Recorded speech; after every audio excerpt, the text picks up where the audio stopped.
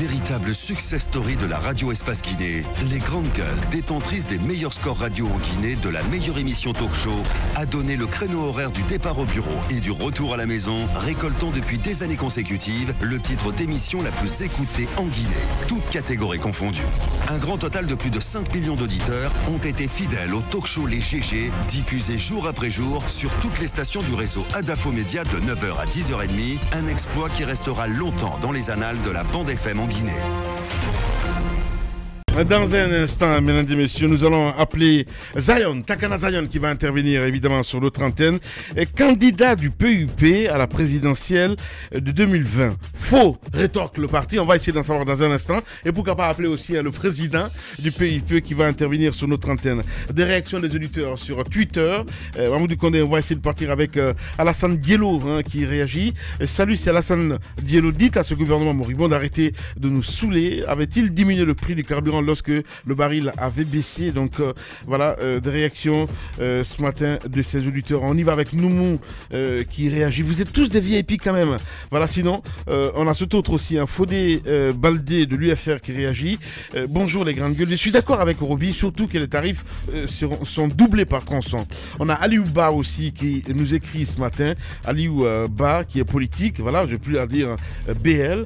Cette fois-ci, la population ne payera point la facture de la mauvaise gouvernance. Une augmentation d'un franc sur le prix du carburant doit être une raison suffisante pour dégager ce régime de corruption et de médiocrité. Nous sommes prêts pour ce combat. Aliouba qui nous écrit ce matin. On reste toujours dans le siège avec quelques internautes. Je pense qu'on a lu ce message de Bandiou Kondé qui est chauffeur et qui rappelait évidemment à Roby quelques réactions. Allez, Moussa, on va continuer avant d'appeler Takana. Moi j'ai quelques questions. Qu'est-ce qui a bien pu déséquilibrer les fondamentaux de notre économie nationale au point que les institutions de Bretton Woods... Non, s'il vous plaît. Mais attends, moi je suis effaré ce matin qu'on ne puisse pas faire de lien, qu'ils disent qu'il n'y a pas de lien, qu'il y a une cloison étanche entre la corruption et cette augmentation en vue du prix du litre à la pompe. Je suis désolé. S'il y avait une gestion saine de nos recettes et l'État ne serait pas obligé d'aller puiser dans l'augmentation, il aurait pu y avoir une sorte d'équilibre à ce niveau-là. C'est parce qu'il n'y en a pas. Ce qu'on ne dit pas au bas peuple, c'est que quand ces institutions viennent et qu'elles se rendent compte du paiement de certaines factures à des sociétés fantômes, à certaines sociétés qui sont tenues par des étrangers, des sociétés comme Ebomaf, où des factures énormes en millions de dollars ont été payées pour un travail qui n'a pas été réalisé. Il y a beaucoup de sociétés comme ça qui ont été indexées par ces experts du Fonds monétaire international, mais on ne met pas ça sur la place publique. On ne parle pas de ces sociétés-là qui perçoivent des millions de dollars et qui les prennent, qui n'investissent absolument rien en Guinée, qui font un travail de pacotille et qui partent avec tout cet argent à l'étranger. Alors, on ne parle pas de ces sociétés. Faites la sommation de ces montants qui sont payés à ces personnes-là pour un travail mal fait ou inexistant. Faites la sommation de tout ce montant et vous verrez bien que si cela avait été empêché, si cela avait été bien géré, dans un contrat en bonne forme, le peuple ne serait pas là aujourd'hui à payer cette facture. Donc, je fais un lien entre la corruption je peux te poser une question. Dernière chose. Tu parles de finances publiques. Dernière chose, s'il te plaît. Vous ne pensez pas que même si les chiffres de l'économie guinéenne, même si les chiffres étaient bons, vous ne pensez pas que la TSPP est une taxe que l'État doit... Non, je pose une question. Vous ne pensez pas que la TSPP est une taxe que l'État doit engranger? Même si tous les chiffres, même si tous les voyants étaient au vert. Vous avez fini? Je vous ai posé une question. Dans un pays... Dans un pays qui génère des ressources et que ces ressources soient bien gérées, ce pays-là, le gouvernement peut faire pour le peuple, peut donner à ce peuple des avantages. Dites-nous alors que la TSPP doit être supprimée en Guinée. Ça existe dans il faut nous le dire. Des avantages. Lorsque les ressources sont bien gérées, dites-nous alors que l'État doit abandonner cette TSPP. Monsieur l'avocat de l'État, au niveau des mines, lorsqu'il se tape la poitrine, que la Guinée fait partie du top 3 des pays exportateurs de bauxite, vous en parlez? Vous vous demandez quel est l'impact de tout ça. Montrez-moi un méga projet dans lequel toutes nos finances ont été investies au point d'amener ce déséquilibre économique. Vous ne voulez pas qu'on fasse le lien avec le truc. La TSPP peut être mise en place, mais je vous dis, il y a des préalables pour cela. C'est ce que tous les experts s'accordent à dire. Il y a des préalables. Ces préalables ne sont pas respectés. Exactement. Ce que je voulais te dire. Au même moment qu'il faut tenir compte de toutes ces poches de recettes pour l'État, les mines, vous parlez d'autres ressources importante que l'État doit engager. Au même moment, la TSPP est une source importante de ressources pour l'État dont l'État ne peut pas se départir parce que c'est une ligne importante qui participe au budget de l'État, qui participe donc, c'est un des agrégats importants du budget de l'État. Lamine, je suis estomaqué ce matin d'entendre les grandes gueules, l'expert junior de la Banque mondiale. Mais ce que les gens oublient, monsieur Lamine Guirassy, lorsqu'on parle de facilité élargie de crédit ou autre, que la Guinée doit se féliciter, on vient d'avoir un accord de 24, un peu plus de 24 millions de dollars. Oui. Mais est-ce qu'ils nous prennent pour des cons? C'est pas de l'argent qu'on nous donne gratuitement. Bien, allez-y Roby. Allez-y Roby. Ne coupez pas. Allez-y Roby. Non, ne coupez pas. Ne Comment coupez ça pas ne mon micro. pas Ne coupez pas mon micro. Vous êtes du FMI, je le sais. Mais ne coupez pas mon micro. Moi, je suis pas du FMI. Alors, ce que je veux dire, c'est pas de l'argent donné gratuit à ce pays. Nous devons rembourser tout cela. Allez-y Roby. Mais pour quel intérêt? Allez-y Roby.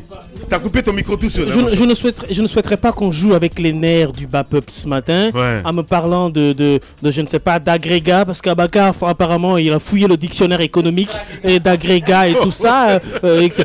Écoutez, on est quand même, on se tape la poitrine, avec pour objectif d'exporter 60 millions de tonnes. Les grandes gueules. D'accord? De bauxite. Donc, du coup... Ça glisse. Non, 60 millions de tonnes, c'est l'objectif. Mais vous n'êtes pas informé, l'ami. 60 millions de tonnes, c'est d'abord l'objectif. Abakar, permets-moi de parler, toi, laisse tomber. 60 millions de tonnes, c'est l'objectif pour le moment du gouvernement d'atteindre. Ok, ce qui fera de nous deuxième. Après l'Australie vient la Chine. Alors comparez-moi la Guinée à ces pays, Australie et la Chine aujourd'hui du point de vue de développement. Donc on arrête ça. On arrête de dire l'augmentation du prix du carburant va avoir des conséquences sur plusieurs structures économiques dans notre pays, notamment le panier de la ménagère. C'est pas léger. Je pense qu'à un moment donné, il faut réfléchir. Moi, monsieur Sano m'a mis à l'aise. Je suis sorti des calculs des économistes parce que lui, il ne cherche pas des explications techniques. Il va terre à terre. Il vous dit que l'État...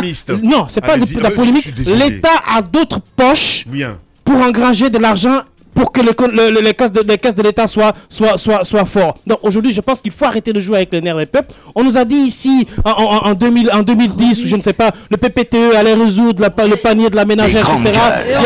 On se retrouve. Donc arrêtez ça. Il faut être sérieux.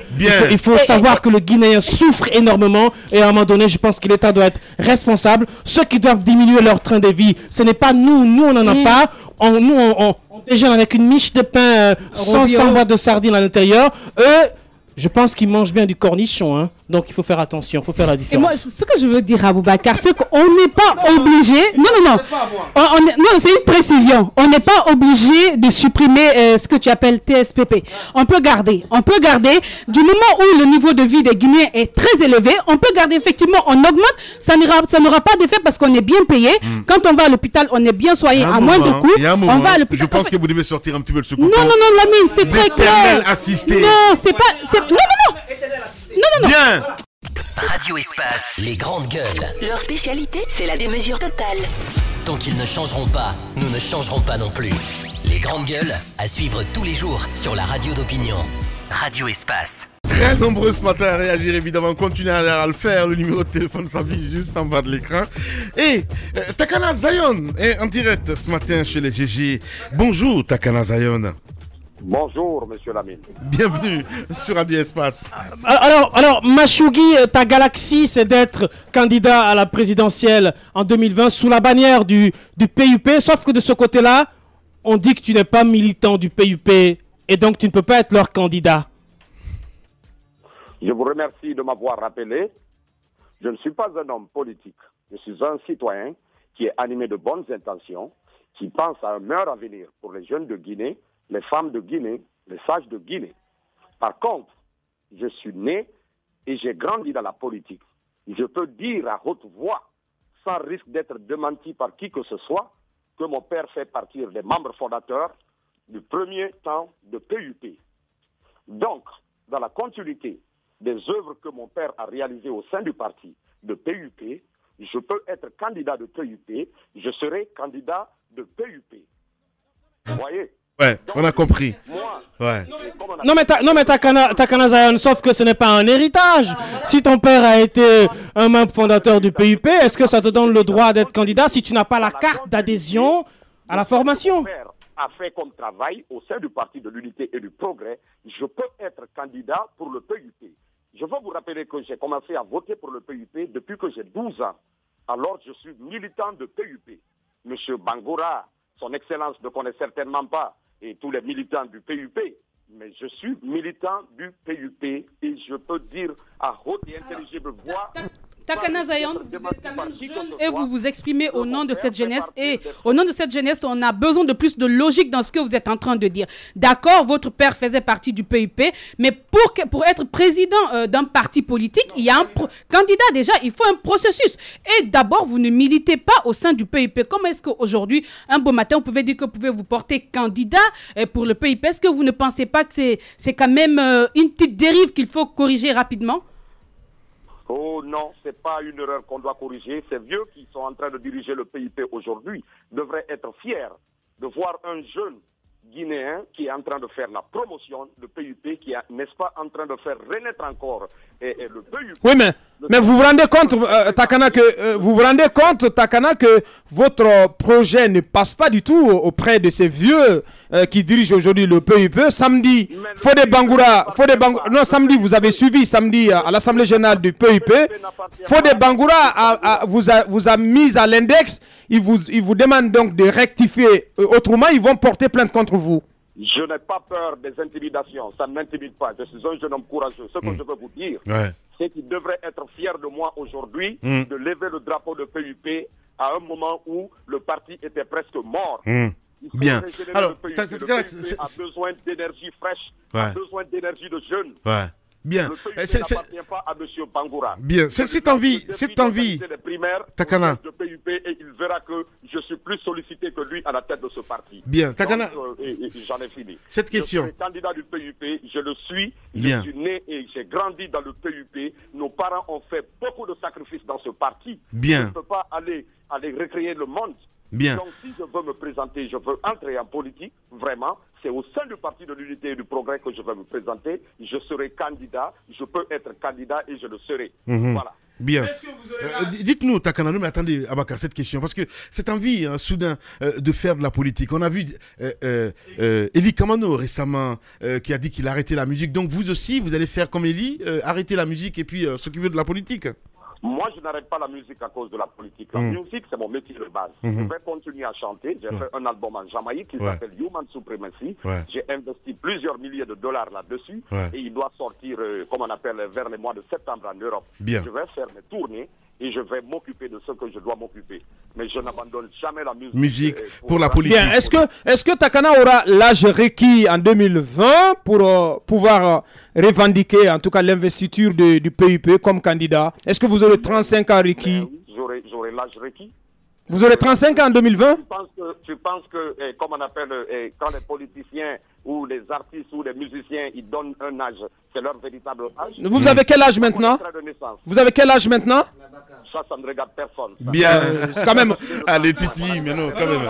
Merci beaucoup, Titi, merci. Allez, merci beaucoup, Moussa. Oui, j'ai une question pour lui. Allez-y. Monsieur Zion. Ouais. Monsieur Zion. Allez-y.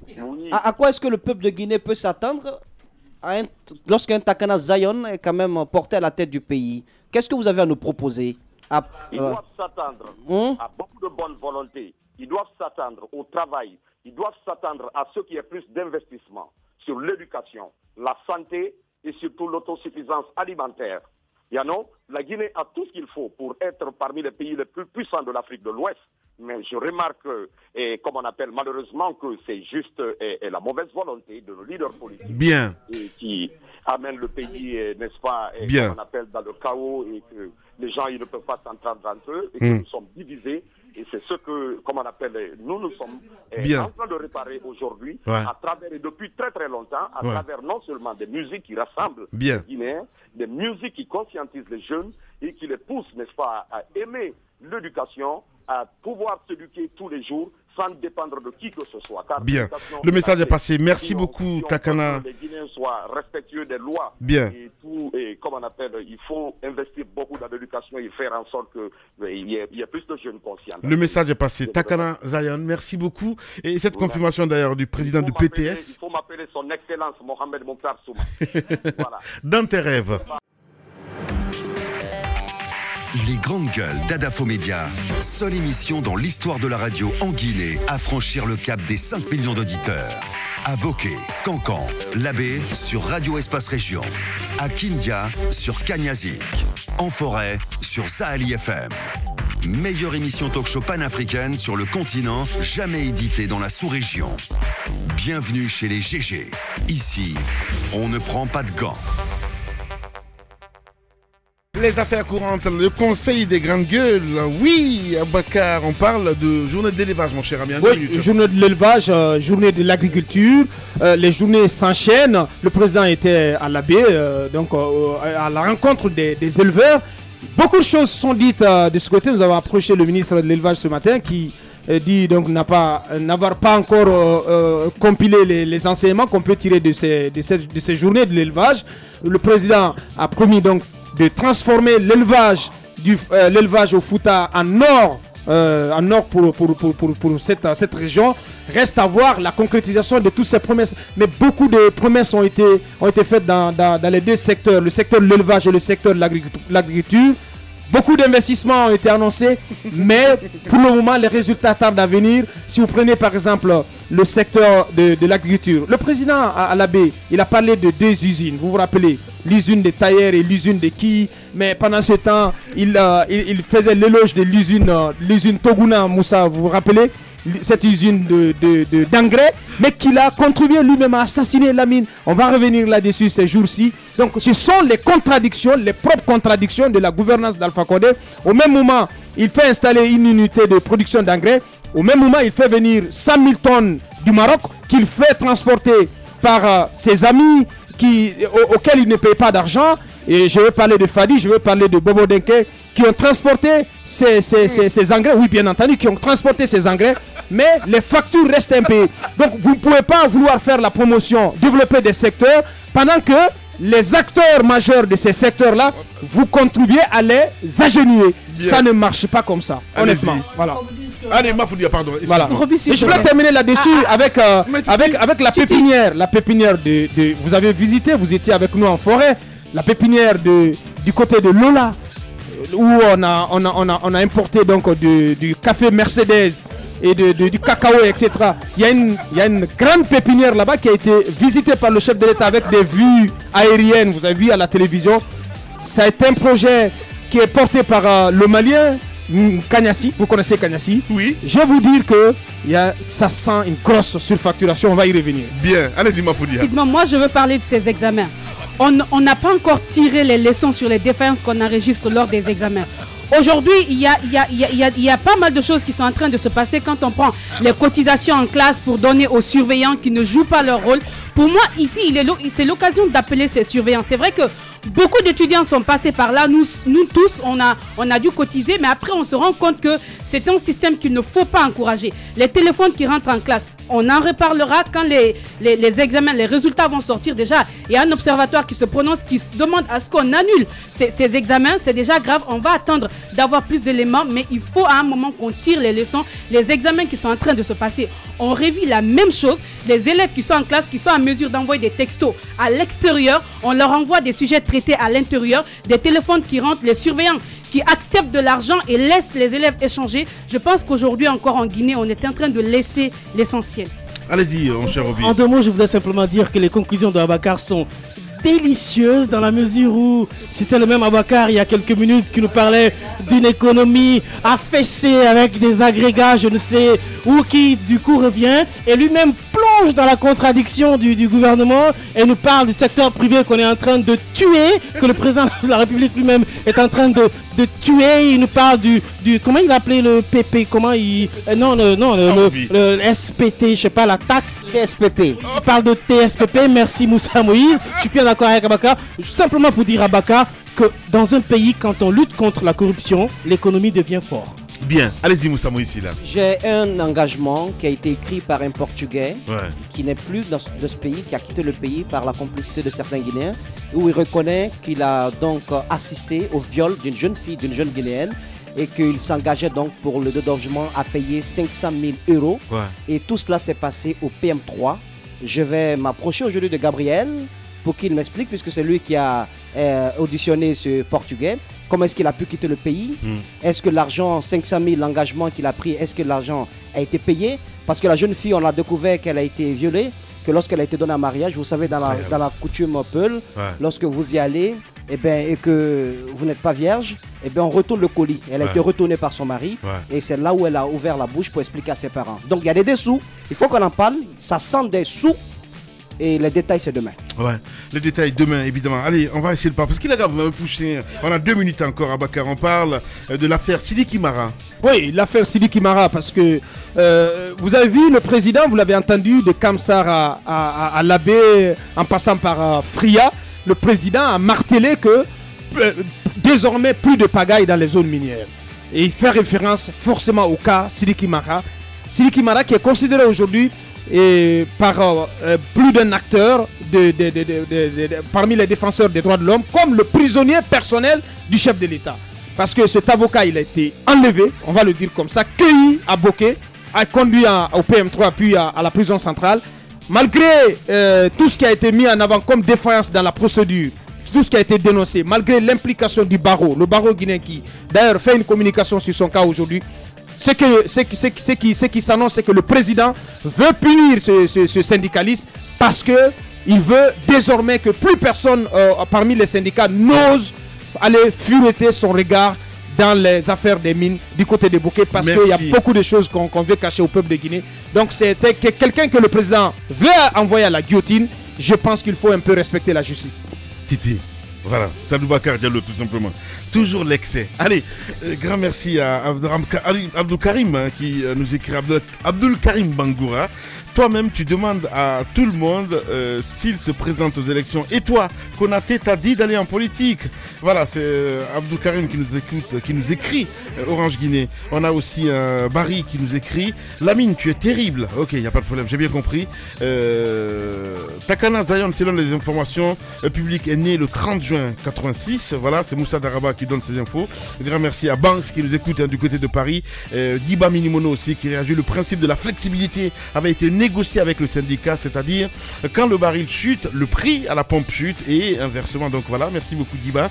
On a surtout dit à Boubacar que la TSPP est une taxe spéciale donc qui a un caractère exceptionnel. Merci beaucoup Aliou. J'ai plus le temps. Grand merci à toute l'équipe technique, à Mamoudou Kondé à réalisation côté télé. Alex était là. Grand merci à l'Ifobis, à Aliouba, Zézé, à toute l'équipe. Merci à vous tous. On se retrouve demain pour un autre numéro. Prenez soin de vous.